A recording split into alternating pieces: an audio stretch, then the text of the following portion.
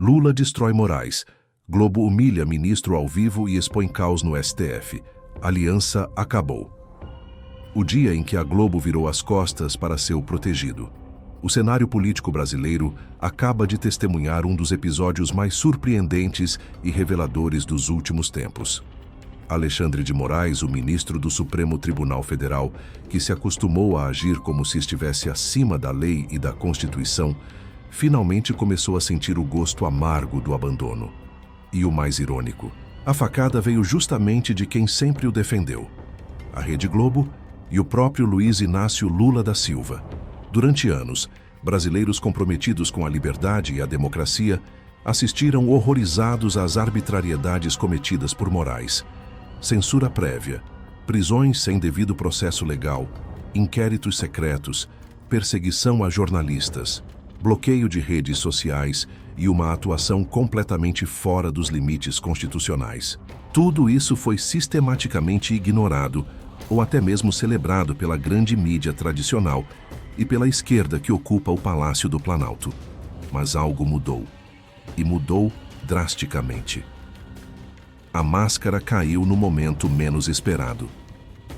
A Rede Globo, que funcionou como verdadeiro departamento de propaganda do ativismo judicial de Moraes, decidiu que já era hora de se distanciar. Em uma manobra que surpreendeu até os analistas políticos mais experientes, a emissora começou a questionar abertamente as ações do ministro, expondo contradições, excessos e a clara violação de princípios democráticos que o próprio Moraes jurou defender. O momento mais emblemático veio durante uma cobertura jornalística em rede nacional. Ali, diante de milhões de telespectadores, a Globo não poupou críticas ao comportamento autoritário que caracteriza a gestão de Moraes no STF. Foi uma humilhação pública, transmitida ao vivo sem edições ou atenuantes. O ministro que se habituou a humilhar outros, que cassou mandatos, que censurou vozes dissidentes, finalmente provou do próprio veneno. E Lula, o presidente que sempre teve Moraes como seu principal escudo judicial, como a peça-chave para perseguir adversários políticos e silenciar a oposição, também começou a recalibrar sua estratégia. Em declarações recentes, o petista adotou um tom surpreendentemente crítico em relação a certas decisões do Supremo, sinalizando que a aliança de conveniência que mantinha Moraes intocável pode estar chegando ao fim. O império autoritário começa a ruir. Para entender a dimensão do que está acontecendo, é preciso relembrar a trajetória de Alexandre de Moraes no STF. Desde que assumiu a cadeira na corte, o ministro transformou o Supremo em um tribunal de exceção, onde as regras do jogo mudam conforme sua vontade pessoal e seus interesses políticos. Moraes criou um verdadeiro laboratório de autoritarismo judicial. O famigerado inquérito das fake news, aberto sem representação do Ministério Público e sem qualquer lastro legal consistente, serviu como instrumento para perseguir dezenas de brasileiros. Jornalistas, empresários, parlamentares e cidadãos comuns viram suas vidas viradas de cabeça para baixo por ousarem discordar da narrativa oficial ou questionarem decisões do STF. As redes sociais viraram campo de batalha. Perfis foram derrubados, contas foram bloqueadas e o próprio X, antigo Twitter, foi banido do Brasil por meses simplesmente porque Elon Musk se recusou a ceder às exigências inconstitucionais de Moraes. Multas milionárias, ameaças de prisão, bloqueio de ativos financeiros. Tudo isso foi utilizado como arma de intimidação contra quem defendia a liberdade de expressão. E a grande mídia? Silêncio absoluto. Ou pior, apoio explícito.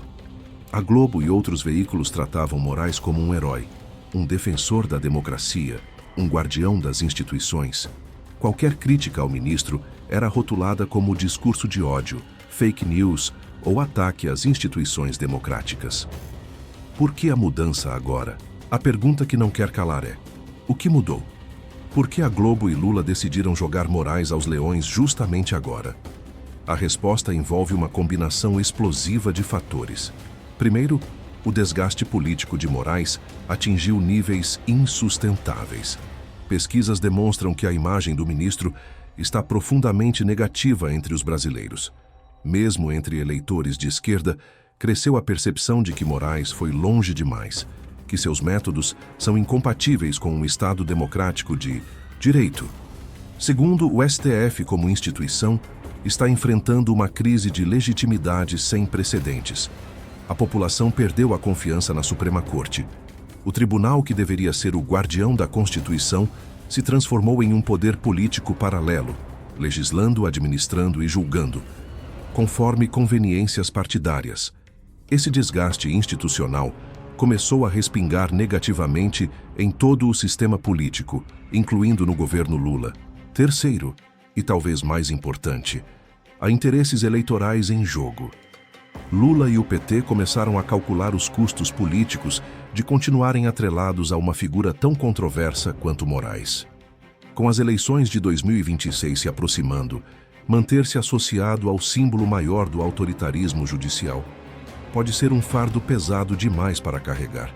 A Globo, por sua vez, também faz seus cálculos. A emissora viu sua audiência despencar nos últimos anos, enquanto veículos alternativos e criadores de conteúdo independentes ganharam espaço justamente por denunciarem aquilo que a grande mídia escondia.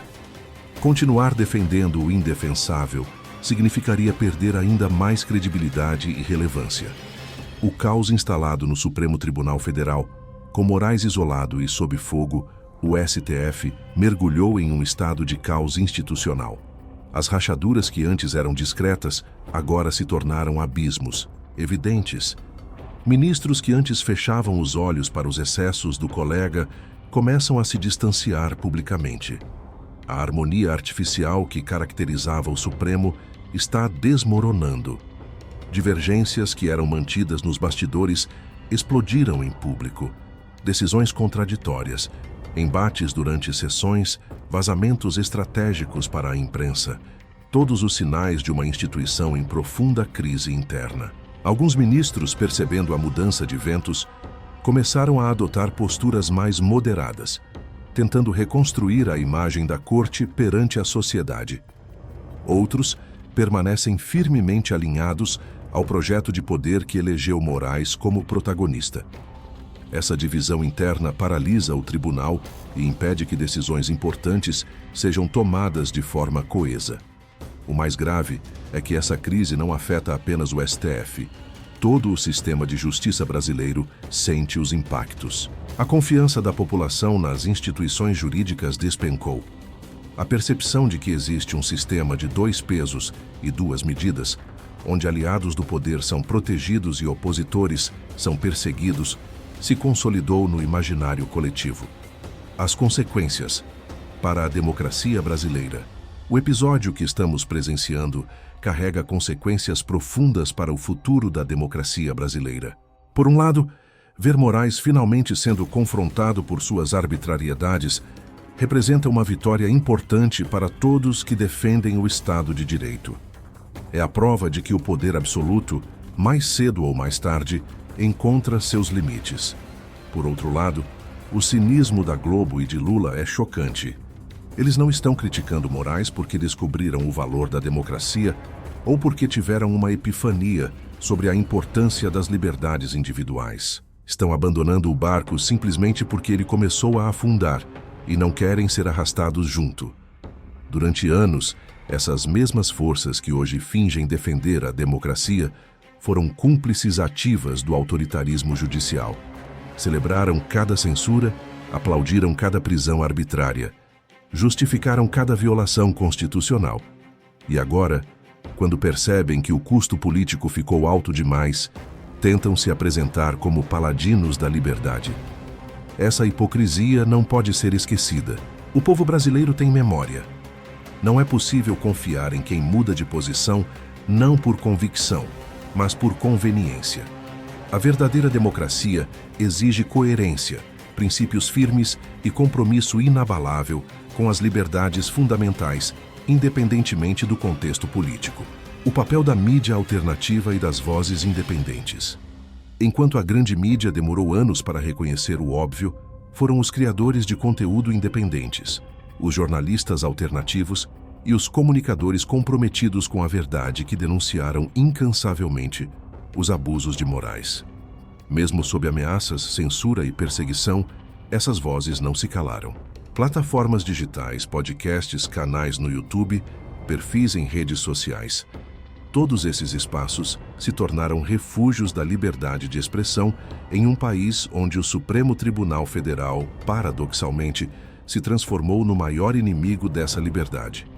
Foram essas vozes que mantiveram acesa a chama da resistência democrática. E agora, vendo a Globo tentar se apropriar de uma narrativa que sempre rejeitou, fica evidente quem realmente estava do lado certo da história. Aqueles que foram chamados de extremistas, negacionistas, golpistas e criminosos por simplesmente defenderem a Constituição e as liberdades fundamentais são os verdadeiros heróis dessa batalha. Lula e o cálculo político frio. A postura de Lula nessa situação revela muito sobre seu caráter e sua forma de fazer política. O presidente nunca teve compromisso com princípios democráticos abstratos. Sua lealdade sempre foi pragmática, voltada exclusivamente para a manutenção e expansão do poder. Enquanto Moraes era útil para perseguir adversários, calar a oposição e blindar o governo de críticas, Lula o defendeu com unhas e dentes. Mas agora, percebendo que a associação com o ministro pode custar votos e capital político, não hesitou em começar o processo de distanciamento. Essa é a essência do lulopetismo. Ausência total de valores permanentes, substituídos por cálculos de poder momentâneos. Não há espaço para a ética, para a coerência ou para compromisso com o bem comum. Existe apenas a busca incessante pelo poder, custe o que custar, doa a quem doer. O tratamento dado a Moraes é apenas mais um capítulo dessa história sórdida. Amanhã será outro aliado jogado aos leões quando não for mais conveniente. É assim que funciona. Lealdades são temporárias, princípios são inexistentes. O futuro de Alexandre de Moraes. Isolado politicamente, criticado pela mídia que antes o protegia, abandonado pelo governo que sempre o usou como escudo, Alexandre de Moraes enfrenta agora um dilema existencial. Sua estratégia de acumular poder através do medo e da intimidação está se voltando contra ele. O ministro construiu sua trajetória no STF baseado na ideia de que seria intocável, de que poderia fazer o que quisesse sem enfrentar consequências. Essa ilusão está se desfazendo rapidamente. Sem o apoio da mídia tradicional e sem o respaldo político do Planalto, Moraes se vê exposto e vulnerável. Existem essencialmente dois caminhos possíveis. O primeiro seria um improvável mea-culpa, um reconhecimento dos excessos e uma tentativa de reconstruir sua imagem através de decisões mais equilibradas e respeitosas à Constituição. Mas isso exigiria humildade e autocrítica, virtudes que nunca caracterizaram sua atuação. O segundo caminho, mais provável, é o endurecimento ainda maior. Sentindo-se encurralado, Moraes pode optar por intensificar suas ações autoritárias, buscando recuperar através da força e da intimidação o espaço político que está perdendo. Seria uma estratégia desesperada e potencialmente catastrófica para o país. Lições para o conservadorismo brasileiro. Este episódio oferece lições valiosas para o movimento conservador brasileiro. Primeiro, reafirma a importância da resiliência e da persistência. Durante anos, vozes conservadoras foram sistematicamente atacadas, censuradas e perseguidas por denunciarem exatamente aquilo que a grande mídia agora reconhece. Segundo, demonstra que a verdade, eventualmente, prevalece. Por mais que tentem esconder, distorcer ou manipular os fatos, a realidade sempre encontra uma forma de emergir. O trabalho incansável de jornalistas independentes, criadores de conteúdo e cidadãos comprometidos com a verdade não foi em vão. Terceiro, expõe a importância de não confiar em conversões oportunistas. A Globo não virou aliada da liberdade. Lula não descobriu o valor da democracia. São apenas manobras táticas de sobrevivência política. O conservadorismo brasileiro precisa manter sua independência e seus princípios, resistindo à tentação de celebrar como vitórias aquilo que são apenas recuos estratégicos do adversário. O papel do cidadão. Neste momento crítico, neste momento de caos institucional e realinhamentos políticos, o papel do cidadão brasileiro consciente e comprometido com a democracia é fundamental.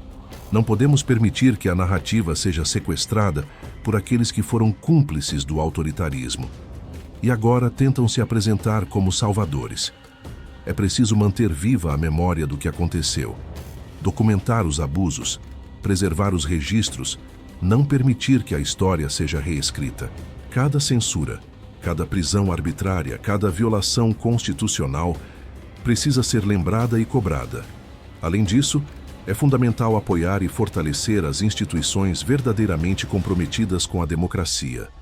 Isso inclui a mídia independente, as organizações da sociedade civil que defendem liberdades fundamentais, os parlamentares que tiveram coragem de se posicionar contra os abusos e todos os cidadãos que pagaram alto preço por defender suas convicções. Conclusão. Um novo capítulo se inicia. O Brasil está testemunhando um momento histórico. A queda de Alexandre de Moraes do pedestal em que foi colocado pela esquerda e pela grande mídia marca o início de um novo capítulo na luta pela democracia e pelas liberdades fundamentais em nosso país. Mas seria ingenuidade acreditar que a batalha está vencida. O sistema que produziu e protegeu Moraes continua intacto. As estruturas de poder que permitiram seus abusos permanecem operantes. A ideologia que justificou suas arbitrariedades ainda domina importantes espaços institucionais. A verdadeira vitória virá apenas quando houver uma reforma profunda do sistema judicial brasileiro, quando a Constituição for efetivamente respeitada, quando a separação de poderes deixar de ser uma ficção e se tornar realidade, quando nenhum ministro, juiz ou autoridade puder se colocar acima da lei. Esse é o compromisso que o conservadorismo brasileiro precisa manter. Não se trata de vingança ou revanchismo. Trata-se de construir um país onde as instituições funcionem, onde a lei seja igual para todos, onde a liberdade seja protegida e onde o poder seja efetivamente limitado por freios e contrapesos reais. O espetáculo da Globo humilhando Moraes e de Lula abandonando seu antigo escudeiro é apenas o começo. A luta pela democracia real, pela liberdade autêntica e pela justiça verdadeira continua. E dessa luta, o povo brasileiro não pode se ausentar. Deixe sua opinião nos comentários. Compartilhe este vídeo com seus amigos e ajude a abrir os olhos de mais brasileiros para esse debate fundamental. Se inscreva no canal e ative o sininho, porque aqui você sempre vai encontrar a verdade que a grande mídia não mostra.